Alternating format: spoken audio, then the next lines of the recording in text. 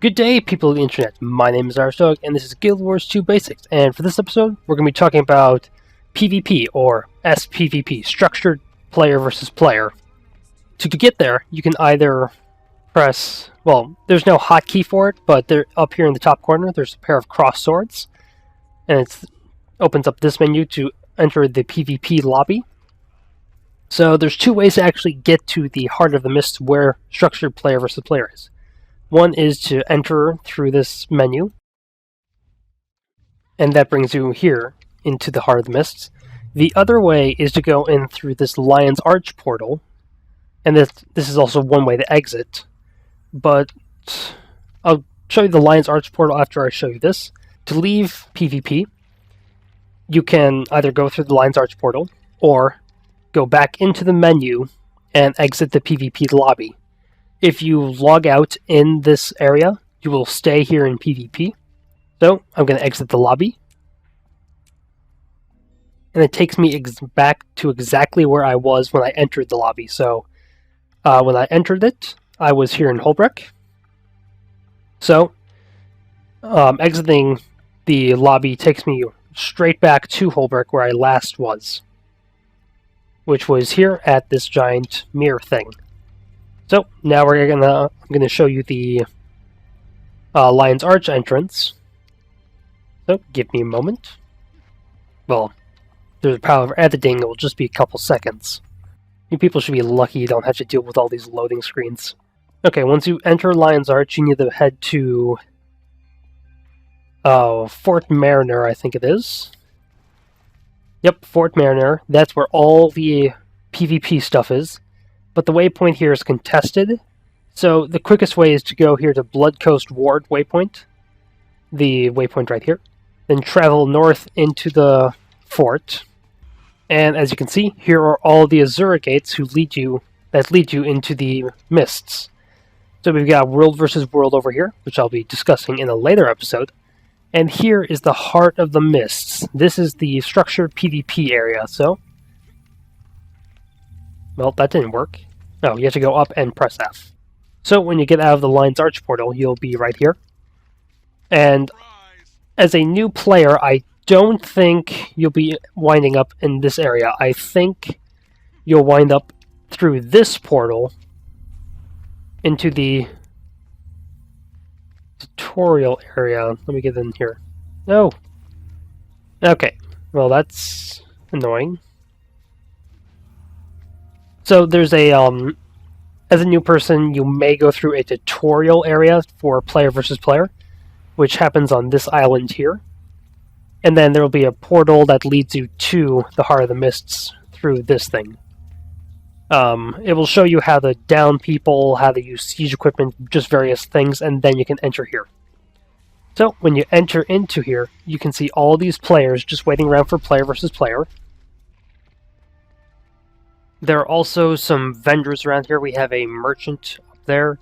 We have a weapon and armor smith in the back there. There's a banker, black lion tradesman, and a laurel vendor. There's a couple guys around here that allow you to access features that are in this menu. Around here, whoop, the heck? Okay, around here are different ways to be doing training. Over here we have just some test dummies you can fight against and test your numbers. Over here there are some more test dummies, but then we also have some NPCs that you encounter in some matches, and then you can fight them here. This zone is closed off because it's underwater combat, and there's none of that in structured player versus player. Way over here is you can test siege equipment, just trebuchets and cannons, but cannons aren't available anymore. Okay, in this region, there are one of each professions, and then you can train against these guys. They will actually kill you, fully kill you if they down you, so they will try and stomp you. You have to stomp them back if you're training against them. Once they die, they will respawn after a while. The way the menus work. So way up at the top, we have the PvP build and the play PvP. gets you access to this menu that's also up here in the corner. So PvP build. This is where you build your build for PvP. If you're new to Guild Wars 2 PvP, and even me as a veteran, I do this, go check out some builds online, so just either YouTube or Google search or whatever, and then you can find some decent builds that actually are really good. I'm actually using a build someone made. So here, you can select what weapons you have on, what sigils, what runes, and amulet. These are the only things that get you stats aside from traits. While you're in the Edge of the Mist, you have all your skills and traits unlocked. So if you want to test out some stuff in player versus environment, you can come here to see if it's worthwhile, to see like how the skill would be operating, or the trait. So in the PvP build, you can't just assign whatever items you have here, so I can only assign these items here because they are in my inventory. Same goes with main hand. Sigils, you have a bunch of them unlocked, but there are a couple at the bottom that are locked, but they came out later in the game, so you have to actually pay money to get these. Same with runes, you got a bunch unlocked. And then you got some of these that are locked and cost money. Same as amulets, you have a bunch of amulets here, and then you have some locked ones. Oh, nice. I did not know that. You can actually sort these by alphabetical or category, which is nice. I did not know that. So if like you're looking for a certain rune, you can organize it by what stats it gives you. And it looks like it goes off of the main stat? Yeah. Okay, PvP menu. There's the exit button. There's the practice button, which is hot join. Means you click it, you automatically go into a match, but it's not going to be scaling you to players your level. You might be with a bunch of people who are below you, or you might be playing with a bunch of people who are the highest rank. Play unranked arena. It's ranked play, but you won't get any ranks in it. It's just going to be people about your level in matches. Ranked arena is going to be people about your level, and you're going to be working on a ladder. Kind of. They're still working on it a bit. Yeah, ladder test season. Wait. Here we go. This middle bar is saying what rank you are. Every single rank is a different animal. So I'm a deer, that's the second rank, but I'm like 13 or something within that deer. Every 10 levels you get a different animal. Statistics. This says like what maps you like, what profession you've done the most with, and all that other stuff.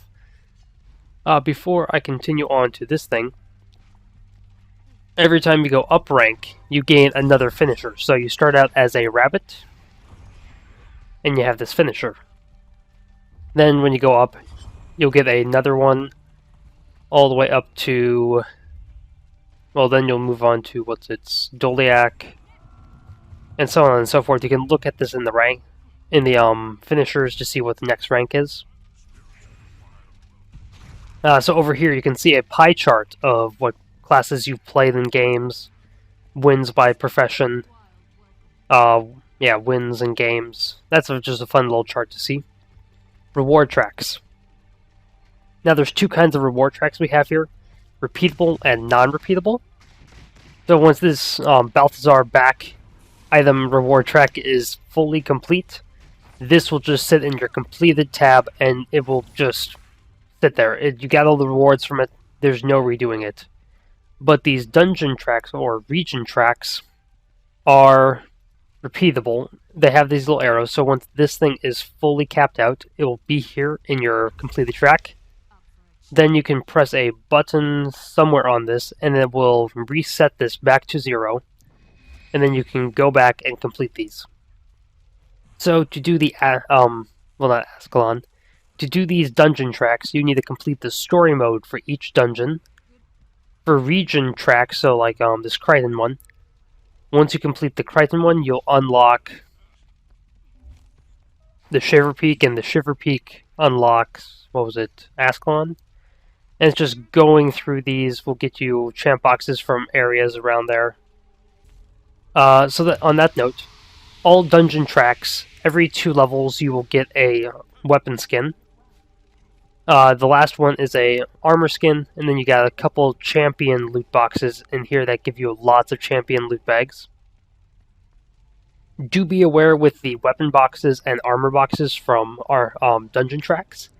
They will be level 80 exotic items, so do be aware of that when you're trying to go for these. But still, run for these. You can get some tomes of knowledge which can level you up. There's some items you can get in these. It's really nice. Game browser. This is where you can actually join hot joins. You can look at like favorited standards. You can create filters. Right now you can see that almost all of these are conquest. 6 of these are conquest, and then you have 1 team deathmatch. All the conquests are conquests, so capture objectives, hold objectives, and burn the enemy tickets down till you win. Player kills will also burn tickets, as well as certain objectives will burn tickets as well. Those are only in Legacy of Foefire, Temple of the Silent Storm, Forest of Niflhel? Yeah. And Spirit Watch. Skyhammer and Kylo both have special objectives that are just meant for getting more kills and contesting areas. And then Custom Arena allows you to customize an arena. One thing to also mention is when you're in PvP, there are, well, structured player versus player, there are certain roles you can play as. In Team Deathmatches just do damage and support. But in Conquest, the 2 main roles that I actually know of, there's a bunch of other roles, but I do not know the mechanics of them and how they would operate. But in Conquest, you have bunkers and roamers. Bunkers are to sit down on the point and just make sure that no one can take it, while a roamer goes between points, make sure that no enemies take them, contest points if one's being capped. This might be known as something else in the PvP community, I don't know, but that's just to give you a perspective on that. There's also other roles in Conquest, but I don't know that much on player versus player. I'm mostly a player versus environment person, so there's probably better guides that can explain mechanics of these and how you should operate through them. So we're going to enter a ranked arena. And we're going to get in there. It will take a bit because it's got to find people that are my same rank. Well, my same level. If you're in a group, you can join in PvP, the unranked arena, as a group, and then everyone will be prompted with joining the arena. So it's just going to be waiting around for this queue to be done. Oh, we got some trainers around here. If you want to like look at like what? Oh, look at traits you don't have in PvP. You can look at PvE guides as well. Yep, here we go. So this has come up and it's allowing us to actually join. And now you get a vote. So we're going to vote on the map. So I'm going to vote Battle of Kylo. It enters it into a small chances. So the more votes you have, the bigger the area, but it doesn't guarantee it. It's going to spin around and then choose a map. So in hot joins, you have about 10 seconds to get ready, and then you can switch out your weapons whenever you want during a game. In ranked and unranked modes, you have a minute. You have a minute to actually get in there. Yeah, we're going to be fine. You have a minute to get your skills ready, get your weapons ready, and then when you're ready, you can say, I'm ready. Once you have everyone ready, the game will begin. Otherwise, you gotta wait a minute. Here you can see the reward track, what else I have to get done. You can also see my statistics on this match. You can see the people that are joined, and if you are wondering how to get there, press B during a match, and that will bring it up. And that's the only way. So, as you can see on the minimap down here, we have 2 trebuchets. We have a couple objectives to go cap. And it's just running around, killing people, capping objectives. Once you get to this screen, you have about 10 seconds to get in game. You get all your skills prepped up. You cannot change skills, cannot change weapons, and then you're off. My audio is really loud, so I cannot hear myself talk. Oh crap, I used that too soon. Okay, we've capped it. We have this objective. As long as we stay on, a red player stays on this, no one else can take it. And that's about how PvP works. I'll show you the ending in a bit. Enemy captured the windmill. Oh yes, I earned this. Oh. And there we go. We just ended the match. You can see how much this increased. I earned a tier on the reward track. And I continued into the next one. So, I'm going to leave this match. Okay, now since we ended that, we can open up these chests. This is the one you get for the reward track. I just completed that, so I get one of these chests. And this one is a daily chest. So the dailies unlock these potions of PvP reward. Then I'm going to open up this one. I get 2 of these boxes of laboratory equipment, so more champ boxes and some armor. So, the way these work is when I consume one, it moves this along. So, you might want to save these for when we have a weekend or whatever, when PvP rewards give you more points, or for a daily that needs you to progress the track. Yeah, that'll do it for this episode of GW2 Basics. Join me next time when we do contacts and mail. Until then, hit like, subscribe, hit me up on the Twitters and the comments below, and have a day.